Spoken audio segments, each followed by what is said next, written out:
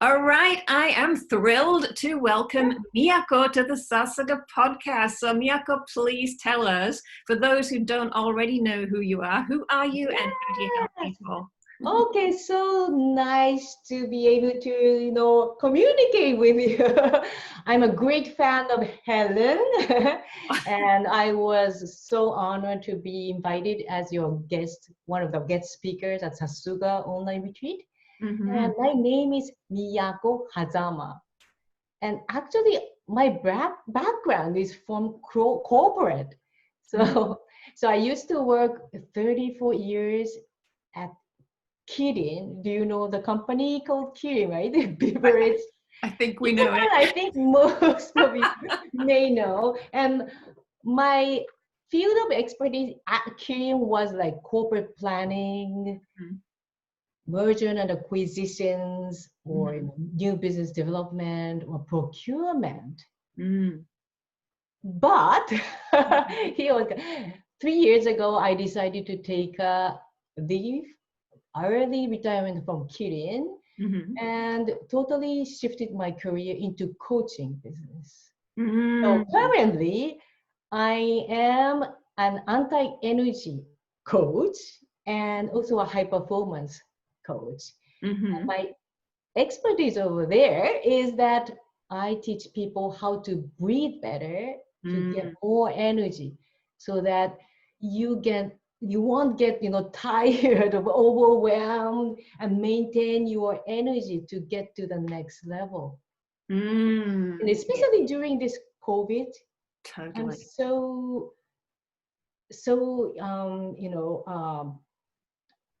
not only interested, but I really want to help people to get better breath and increase their lung capacity, and also strengthen their immune system.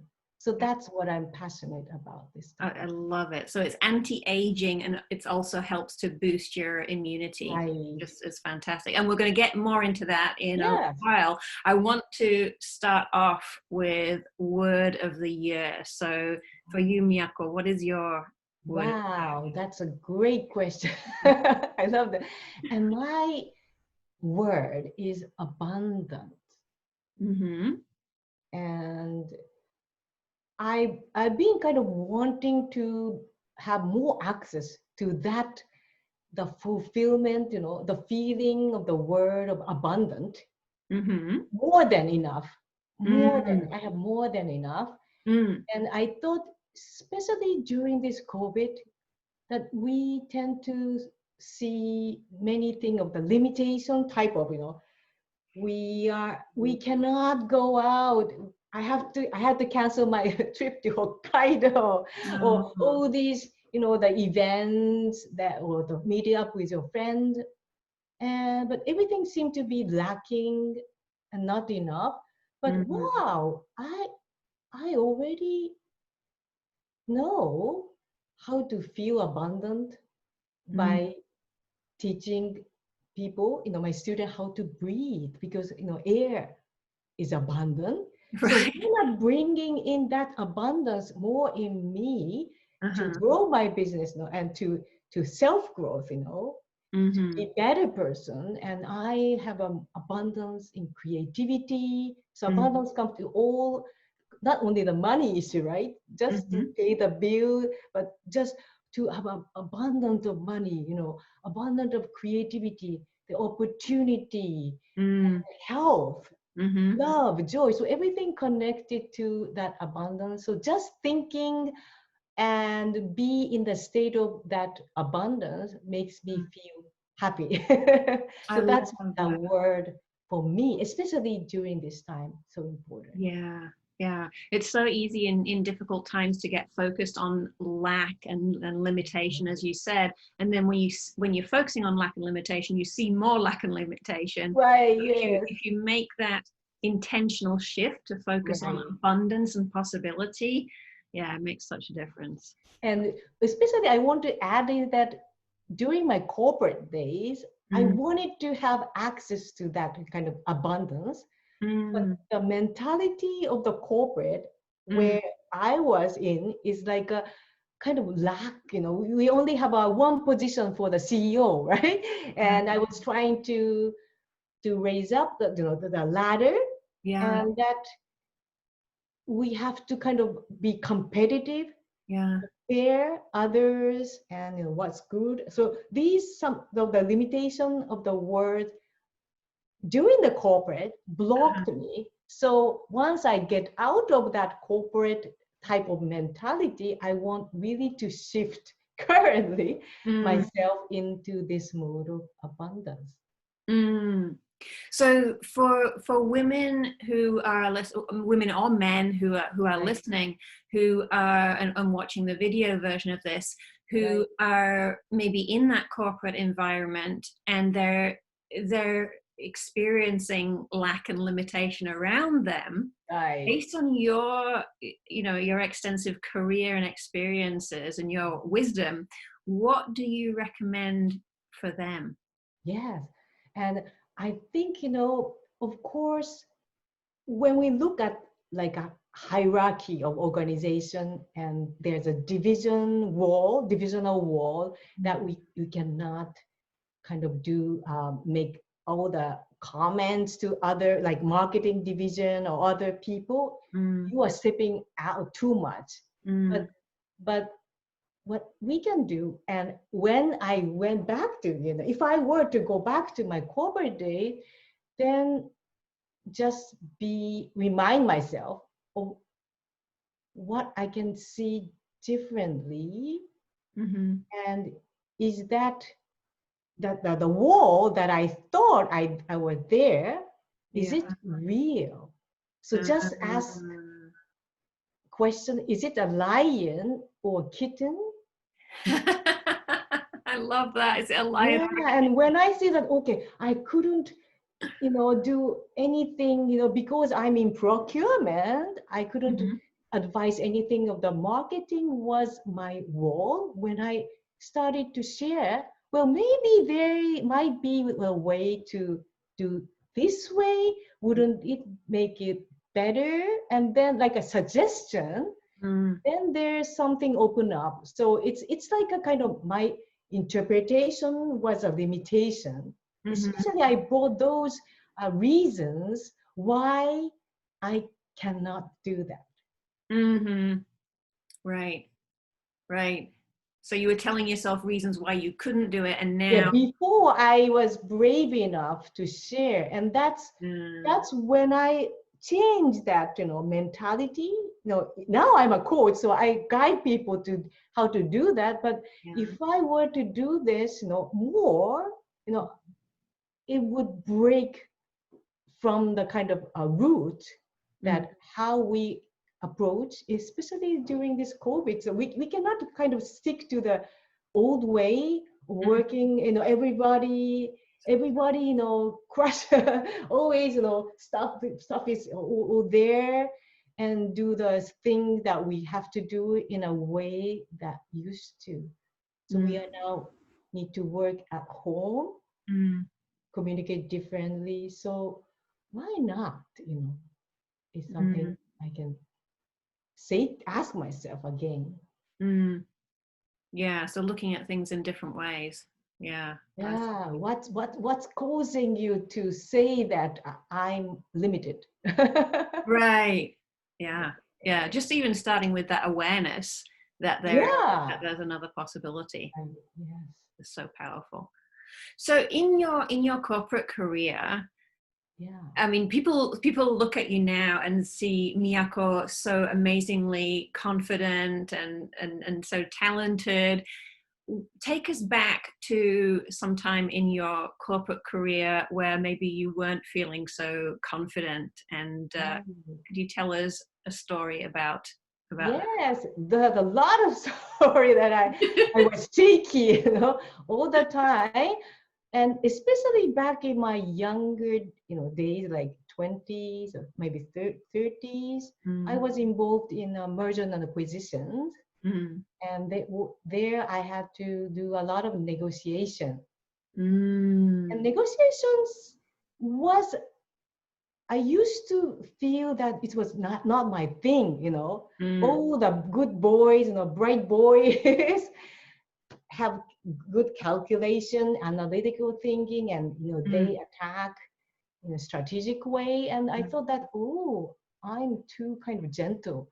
And I didn't want to be criticized or actually, or to be too pushy, you know, because we have to ask for the lower price, or, you know, what's the best, you know, condition, and that kind of hard talk that I thought, oh, this is not my thing. But the way I managed is that, of course, I kept learning new things. I was open to learning from books and observing how my boss was, you know, doing the negotiation. Well, when I started to allow myself to be, you know, the role in a play. So it's like my, you know, the way I now teach breathing is to build posture and act like a queen. But it's a kind of same thing that I started. That, wow, okay, so I'm very scared and I don't know what I say, you know, what they say when I think, you know, what the next thing, and those negotiations started. Then I thought of how can I change this? And one experience was that my boss, who was a general manager, had a, you know, urgent meeting, needed to attend a meeting. So I was the only one to fly to the negotiation table on the Netherlands, you know, to purchase a chrysanthemum company, and I was kind of responsible for the total negotiation. Wow. Who am I to do this? 20 years old girl. But now I use that technique of just be a play, just for this time, to be like my ideal counterpart was that the lady who wanted to sell her company was a real good negotiator. The lady in her 50s, and I wanted just to kind of imitate the posture and how I feel, the confidence. And I kind of tried on that negotiation table, and that was a moment I felt, what? They said, okay, they took it very seriously. And then, okay, that kind of negotiation started, and I felt something kind of clicked in me that, well, maybe I'm good. Simply, I thought I was not that person, but just kind of, we all have a kind of Jekyll and Hyde, you know, multiple personality in us. So it's like putting a makeup. Right. And see what happens. And I kind of just put a makeup of the really hard negotiator, of the counterpart, and try to imitate kind of her posture and the voice tone.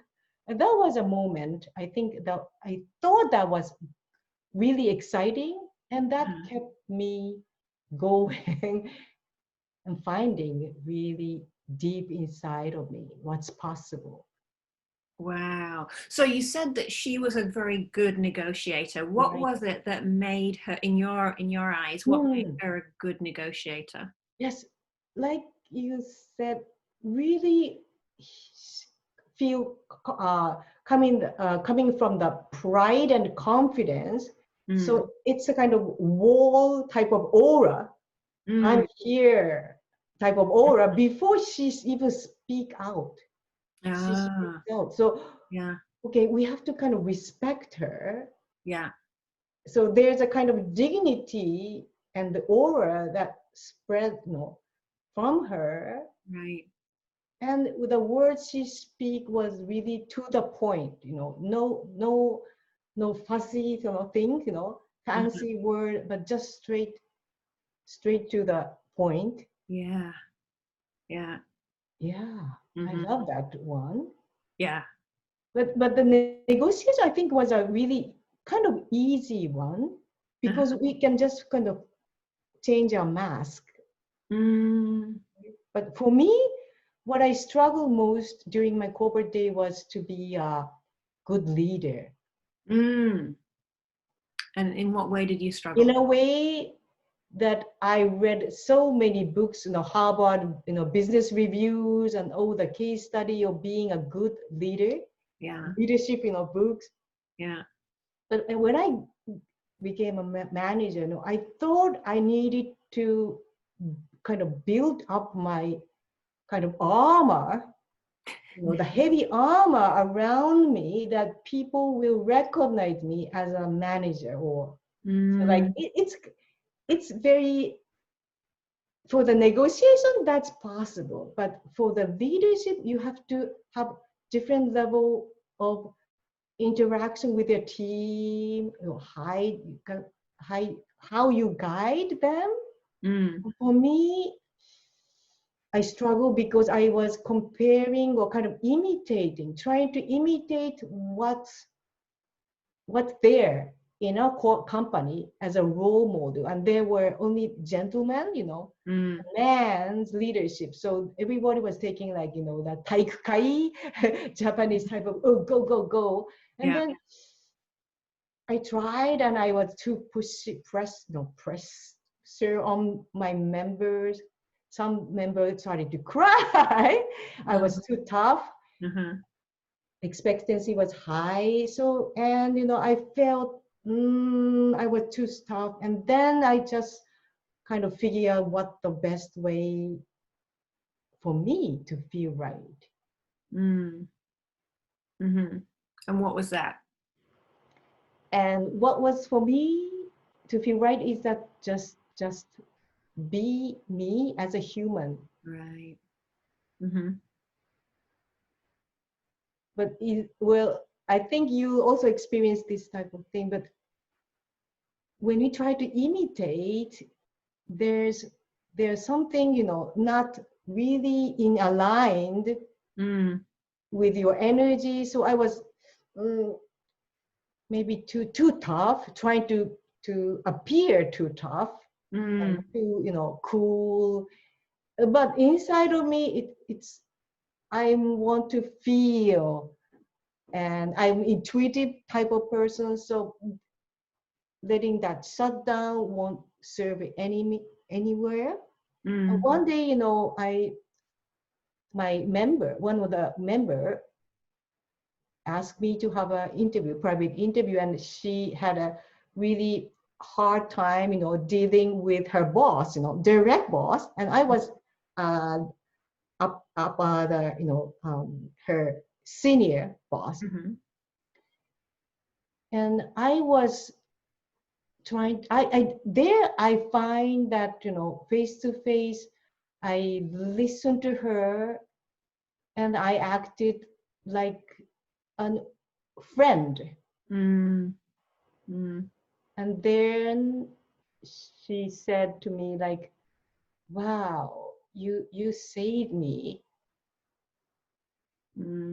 Because she wants someone to listen, to listen to her, and just make sure that she's on the right path.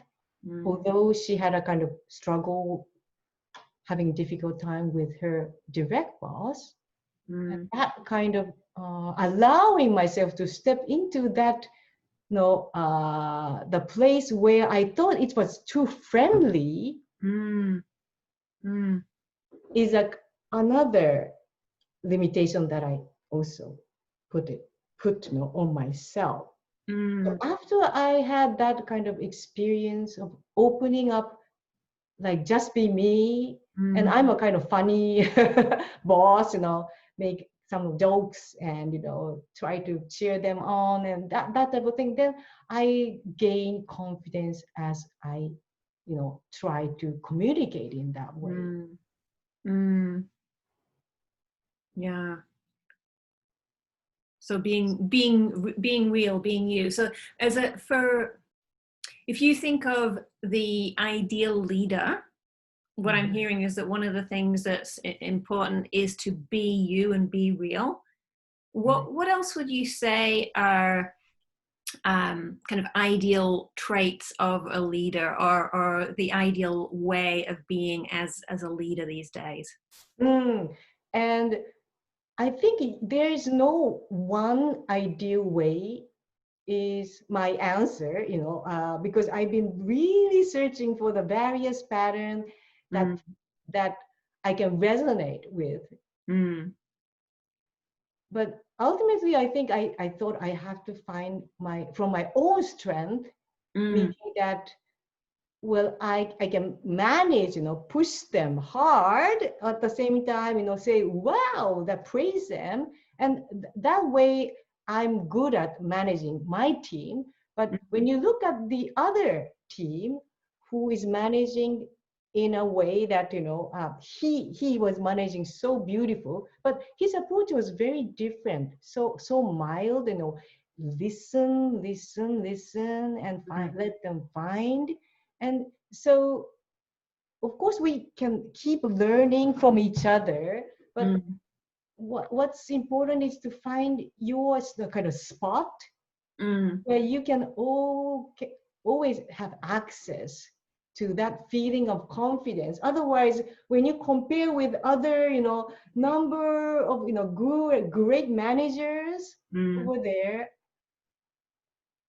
in terms of managing people, you kind of feel, oh, I'm not still enough. Right. And start to blame. I should have done this and that, in the past. And if people left or, to decide their career to get outside, to find a new job, well, I thought it was my responsibility in the past. But now, wow, that's a new opportunity for them and new opportunity for me. Yeah. And I allow that my access point, then I can say, oh, it's not my fault. Right. Life goes on and everything is possible. Yeah. Yeah, I remember I had a conversation with a wonderful female leader a little while ago, and she was saying that she has a great team, and whenever anybody on her team decides that it's time to leave, she's happy about it. And she said that other people are like, well, why are you so happy that you've got a great team member who's leaving, and isn't going to cause you problems? And she's like, no, it's a great thing because that team member has developed to the stage that they're ready for the next level, and it's an opportunity for someone else to come in and start to grow within the organization as well. So again, it goes back to the perspective that we were talking about earlier. Yeah, abundance type of, people go and that's okay. Yeah. And then new people come, like you said. So all the time, the confidence is never, 100% confidence. Yeah. But you take some action and allow your kind of sweet spot to have in you, then I can come back, okay, this is Miyako. I'm okay. And then member will say, okay, that's Miyako, that's okay. That type of, allowance. Yeah. Together. Yeah. In a way. Yes, supportive way. Yeah. So in a moment, I want to go on to the topic of breathing and just hear a little bit more about that. Just before we transition to that, was there anything else in terms of like the corporate experience or anything from your days that you wanted to share with our listeners and viewers? I think, when I met some friends, still in the corporate, wow, not so many things have changed. For me, I took a career change and I learned all the online thing. But now that their mindset maybe still sometimes holding them back. They, especially what I think, your listeners are more constructive in a way to pursue, higher career, and that's fantastic. But what I see in many corporate ladies, who are so capable, but some they want to have some backup or push by somebody to take new challenges and still wait for something to happen. And so I'm now already 58, right? This year. And what I can say is that, wow, why wait? Life is not so long. And you can take action today, some tiny action that you haven't done yesterday, like listening to your podcast or take your online courses or whatever, but there's something gold in you that you might find. So that's my limited experience, based on my limited experience, that I really want to share with you. If you are the type of person who wants to get to that level. Because there's so gold and jewel in you. And sometimes we cannot allow us to see. I see that in so many of the clients that I work with, the online students, when I meet them, and or not so much meeting in person at the moment, but when I meet them online, or when we're interacting with each other, and I can see the potential, and I'm just like, wow, there's so much possibility here. And then once they start to actually realize that it is possible, just taking small steps, it's a wonderful thing. So I think that's a great message that you're sharing to our listeners is just take some action. Start looking at things. Nobody will know. Nobody will attack you and hurt you, but you are a strong being. Anyway. Wonderful. Okay, being strong. Let's move to that topic of the importance of breathing, because so I know that some of the listeners will have been participants also in the Sasaga online retreat, and when we ran that live, and also the recorded version of that is available as well. We'll put links to the show in the show notes.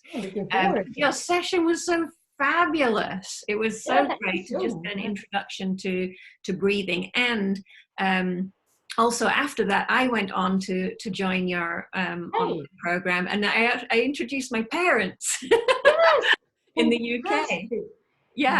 And they loved it. And especially, so I saw a photo. My parents sent me a photo of my dad at the beginning of the program, and then at the end, and the difference in his posture was just incredible. So tell us a little bit more about what you do and how you help people with breathing and posture. So I'm anti-aging and immunity. I teach people how to breathe better, but my background is based on, I healed my allergy in my 20s with breathing method. I learned from my mentor. So I have a kind of strong understanding that breath changes, will change our life if we allow to breathe in and take in more energy. So that's my breathing method is do a breathing like a tree. And it's connected to we talk about abundance of air and nature. So in this way, you just be mindful of how you breathe, and even change your shallow breathing to deeper breathing. And especially, I had a program running, on this breathing better, program, and that they said during this corona, they noticed that their breathing tend to get shallow, or even they're holding breath in front of a PC screen or working all day, and your kids are running around you. What I'm gonna do? And then there's no pause.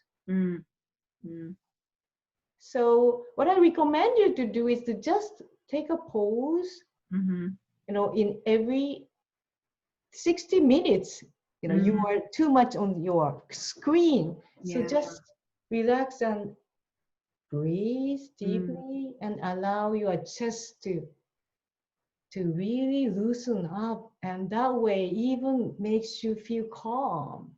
So that way you can increase your productivity and even boost your immune system. So just be mindful of this breathing during these tricky, shaky time. Is something we can do really simple for every day. Yeah, makes such a difference just to just take a deep breath. And just my keyword was abundance. And just today I went outside to take a walk and just air. I forgot air is I'm not paying for air. We have a beautiful air around. Oh, I forgot that type of knowing, I think, is coming from that you are enjoying that the fresh air coming into your lungs. And that's the most beautiful function of our body to take in more energy.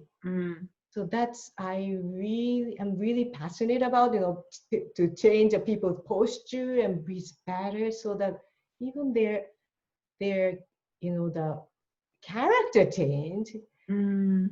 Like the person who are really depressed feel less depressed by the time they finish the program, because they think, okay, and then where my brain was so busy and noisy, chattering all the time. So just I think there's a good mode of changing your radio station, right, to go, and then take a deep breath, and then go. Yeah, it's so true. People don't realize it because it's sort of become the norm. It's like it's normal for people to have like so much going on in the mind. I've got to do this, got to do this. Yeah. And especially, people tell me that, they're doing yoga or Pilates or meditation, and that's fantastic. And what they also share with me is that they haven't really, even that meditation, they were thinking, what am I going to do next? Because the meditation, I said meditation time every morning, and that's fantastic. But now you're always allowing your brain to think, what's the next thing? Right. So then with the breathing, it's about like quieting. Right. Quietening. Yeah. The breathing allows us to shift, our paradigm from brain to body center. So that way you can feel that your brain is also part of your body. And that enjoying that every breath is something, sometimes sounds spiritual, but it makes you a kind of inspiration comes up. So like aspiration or inspire, inspire is breathing. So that, the language, you know well, because I'm Japanese. So it can inspire. Yes, taking something, so have fresh air that clicked you is something you can do for your body. Dialogue, start your dialogue with your body. That is so wonderful. Yeah. And I have a tree here with me today. Yes, I love that. Yes, because when you see that tree, I forgot to breathe. Right. Yeah. For those who are listening and don't know what I'm talking about, I do actually have a tree in the background here, a small one. Maybe we can post a photo as well. Yes. But with some like what I shared with, like a changing your role, play. Yeah. in a like act like a queen, or these are the kind of visualization type of trigger. Yeah. That I have to. Well, we forget. So now we take a look at our tree and okay, I'm going to breathe. And then somebody's on the play and the queen. Okay, I have to build my posture. Yeah. So that kind of trick, just play with it. Because we are so busy all the time, and we cannot take so much time to just get reminded. Yeah. It's easy to forget, so it's good to have those kind of ways of remembering. So for people who are interested to learn more about your programs, or however they can learn more about breathing. Thank you. Yes, I have a website called BestInMe. It's a BEST-me-IN. And the reason I put that, BestInMe is that with the breathing, better breathing, we can find the best version of you. So that's the best in me. And there is I created a mini quiz. Just checking your breath, so that you can just hop in and do a quick quiz, and I will be guiding you a mini training on breathing. Brilliant. That's wonderful. And so that you can just remind yourself of, okay, am I breathing enough? That is great. Yes. Yeah, so easy to forget. It's incredible. Right. So we will link to those in the show notes as well. Yeah, thank you. Yes, I'm looking forward. Yeah, and as we start to wrap up this episode, is there anything else, Miyako, that you wanted to share with our listeners today? Yes, I just wanted to say that, please allow yourself to pause. And that's something I'm reminding myself. Also, keep reminding, just, am I pausing? So that once you pause, then you can have, to do some exercise, or the breathing is great, do something that you like gardening. I like gardening, and do something little you love, and you polarize, go more to another, energy mode, so that it will circulate, and then we can generate more energy for better productivity and time management. I love that idea of the circulation. That's wonderful. Yeah. Yes. Cycle. Yeah, it's a cycle. The Sasuga success cycle is more and more women now are discovering how powerful this is, and I keep I'm using it myself all the time too. So yes, it's absolutely wonderful. Yes. So there are a lot of tools available. So just taking what you feel feel right for you, and just get started. Yeah. That's so true. Yeah. Take something and get going. Don't wait, what are we going to do? What I'm going to select? Okay, you can just decide now. So many possibilities. Right. Well, thank you so much, Miyako. It's been an absolute pleasure. As I said, I'll be linking in the show notes to everything that we've been talking about. There's so many opportunities to enjoy and to learn more from you. Thank you so much for having me, and I really look forward to really communicating interacting our energy together. Yeah, well, we're definitely going to be doing more of that. Absolutely. Yeah. Right. All right. Thank you so much. Thank you so much. Okay. And please take care, everybody. Thank you. And enjoy your breath.